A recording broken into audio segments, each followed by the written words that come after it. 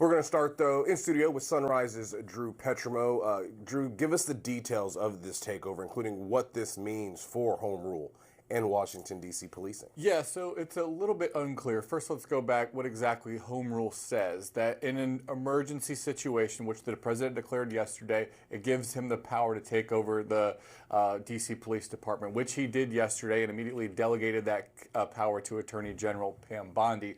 Muriel Bowser, though, she says that the department is still under the control of the police chief, and then the police chief reports to her. So what exactly the president's control over D.C. police looks like is a bit unclear.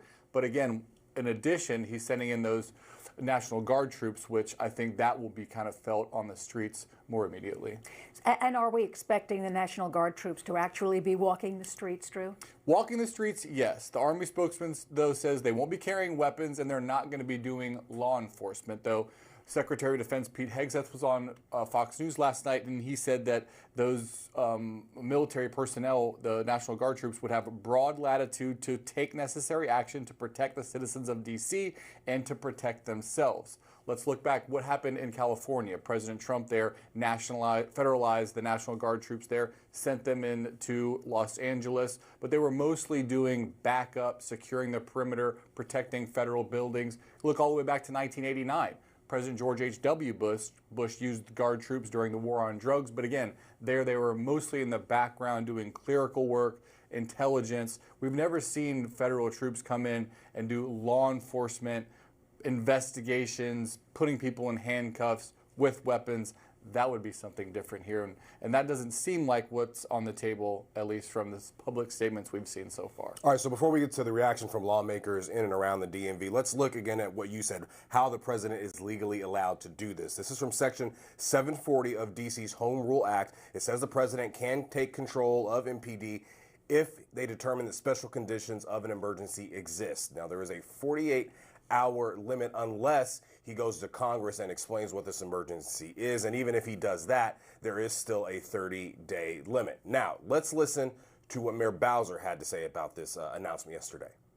The fact that we have more law enforcement and presence in neighborhoods, that could not, that may be positive if people are, if it's a positive action.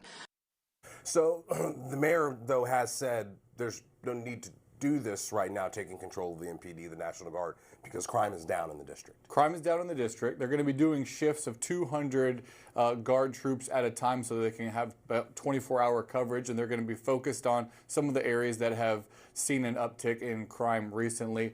I live over in the U Street corridor. That's a high traffic area, a lot of nightlife around there. That's going to be one of the areas where you may see National Guard troops kind of just standing on the street corner, being present, being a law enforcement presence. It kind of reminds me of the Guardian Angels from back in the day, where you'd have people like in the subway on New York standing in these high crime areas, and just maybe the presence of law enforcement alone could do something to deter crime in those areas. Yeah, because the FBI, some of the people they've brought on, don't really do what MPD does. They're two totally different functions, correct? And it's such a difficult job. You think about what an officer encounters on the streets late at night in these situations, when to intervene, how much force, when to de-escalate. Like, these are all things that local law enforcement has a lot of experience with. They know the people in the neighborhood, and to think that federal troops are going to come in and intervene, it's a difficult job, and it's something that they haven't really received extensive training on. All right, Drew, thanks for joining us in the 6 o'clock hour. I know we're going to be continuing this conversation as the morning progresses, so we'll see you soon.